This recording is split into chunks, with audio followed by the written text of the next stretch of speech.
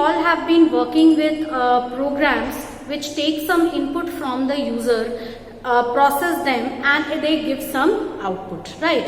So these type of programs which we have been creating, they are very straightforward in nature, because they only do the work of taking input from the user console. They will give some output, but neither the user will be input will be saved anywhere, nor the output.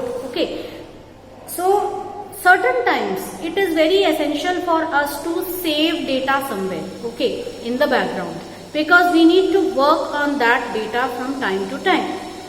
For example, there is a hospital. Imagine that there is a hospital, and within that hospital there are multiple patients which come for inquiry, or they come for getting admitted.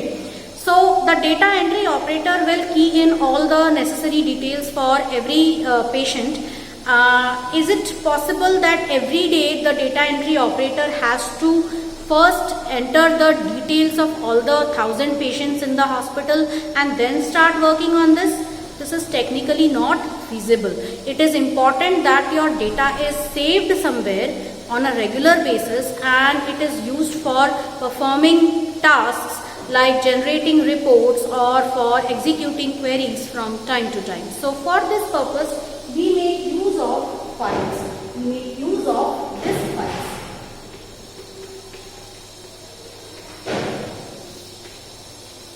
So what are disk files?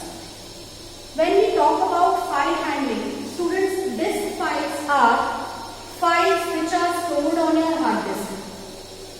You know that your hard disk is an auxiliary storage device.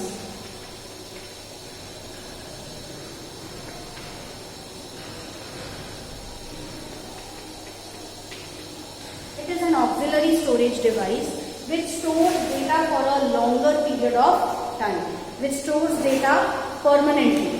So this hard disk is what stores your disk files. So when you want to save data somewhere, you will be saving them on your hard disk in the form of files. These files can contain any type of data. For example, they could contain alphabets, digits, special symbols,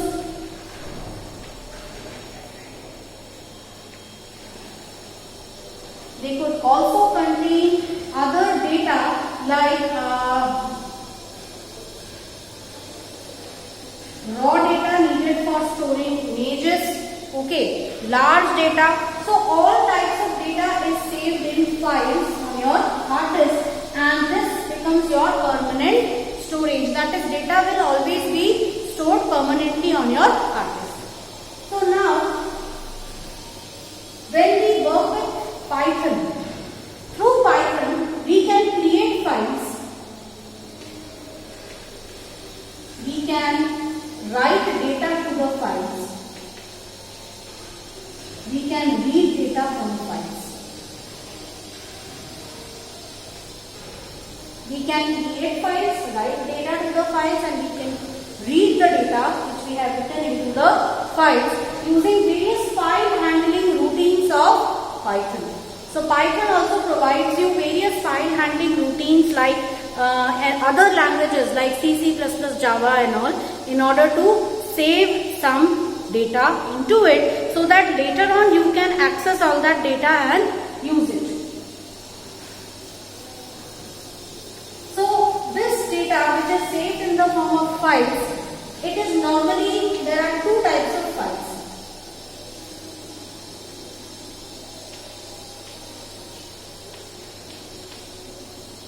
What are they? Number one, text files. Number two, binary files.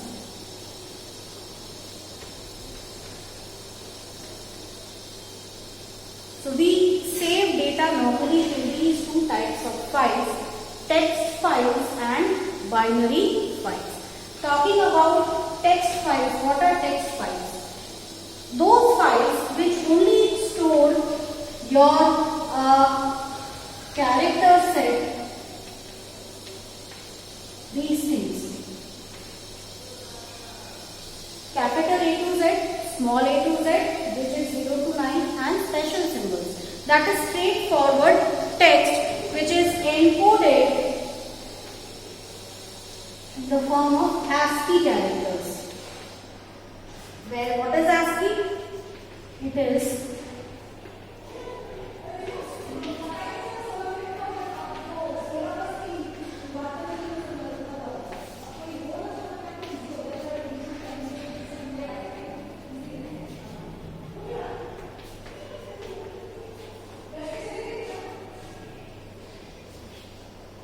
American Standard Code for Information Interchange, which is your ASCII.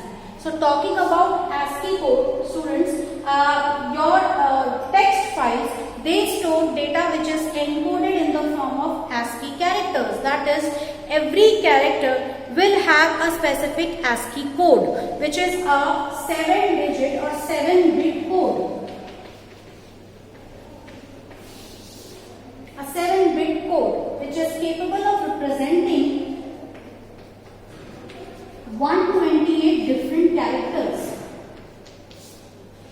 So it is a 7-bit code, and every alphabet, every letter, every character will be having a certain code. So here what you see is the decimal representation, that is 65 is the ASCII code for capital A. Similarly for capital B it is 66 and so on. Okay, so this code, when it is converted in the form of binary code, it gives me a 7-bit code. Okay, and hence this is the internal encoding which takes place in text files. So whatever you save in text files, that goes into the text files through the help of this ASCII encoding, and that is the reason why everything, whenever you open a text file, you are able to read the data which is there on the text file. Okay, so you are able to read the data very easily. And text files, normally every line will be terminated by an end of line character. I'll just write it.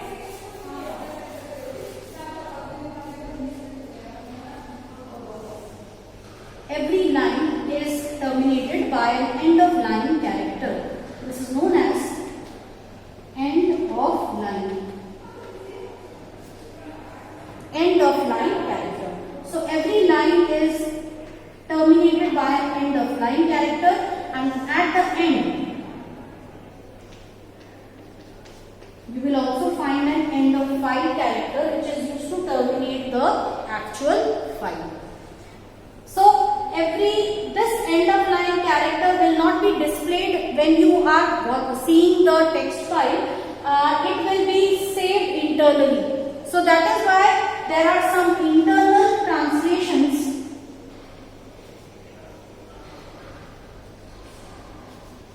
which take place in case of ASCII, that is in case of text files. So text files, the limitation is they can only store textual data and they cannot store any special type of data, like if you want to insert images, if you want to format the text, you cannot do that in text files. If you want to insert equations, superscript, subscript, or you want to insert Greek letters like pi, theta and all these things we cannot do with text files. Okay, so they are simple files. Coming to the next, that is binary files. What are binary files?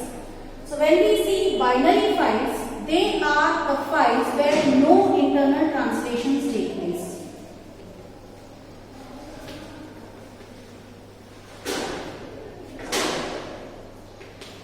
The way in which you are saving the data, it goes exactly into the file. There are no internal translations, no ASCII coding. Only thing, everything is saved in the form of a stream of bytes.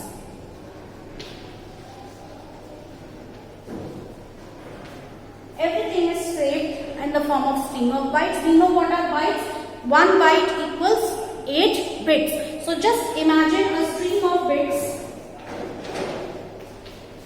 So it just goes on storing data in the form of a stream of bytes. Okay. And there are no end of line characters.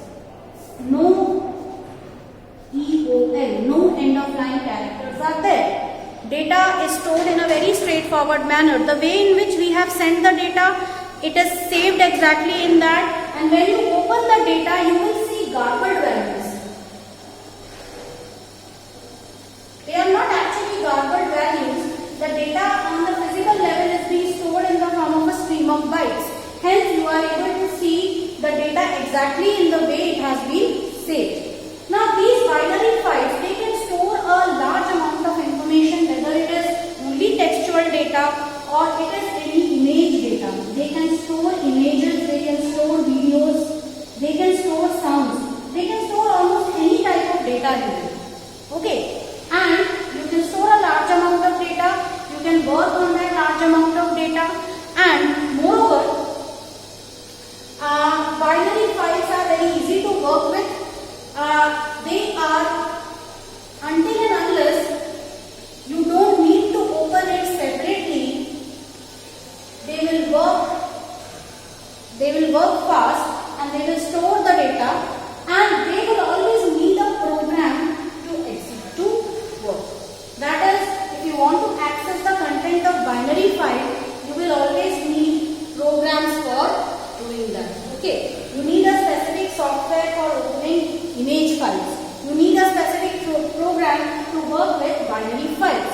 So as far as you don't need to open the files and see it for yourself, you can easily keep on working with these types of files. Okay, so it is very easy to work with them. They are very fast because there are no internal translations. Okay, data is saved in the way in which you have provided them without any internal translations. Hence, they are quick to work and they work with the help of the program or the associated software. Okay, so text files and binary files are the two types of files which you can create in Python. So we will first start with creating simple text files which store data, and then slowly we will move on to binary files.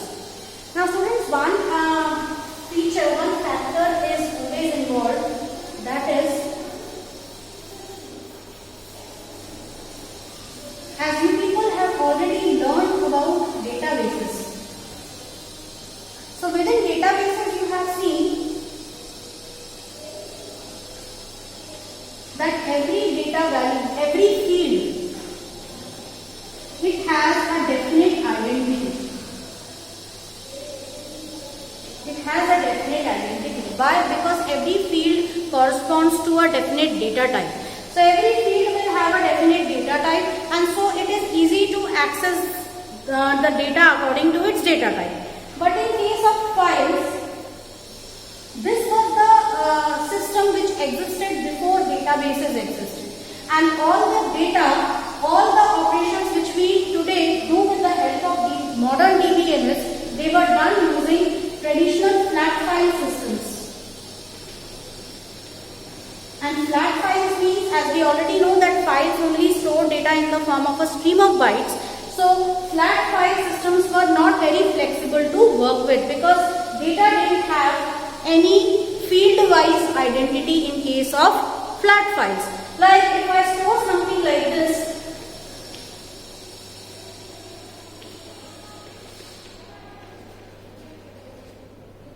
so here you can see 101 could be employee ID, Amit is the name, 2000 is the salary received by Amit. So this whole thing will be represented as a continuous stream of bytes. There would be no specific demarcation between the fields.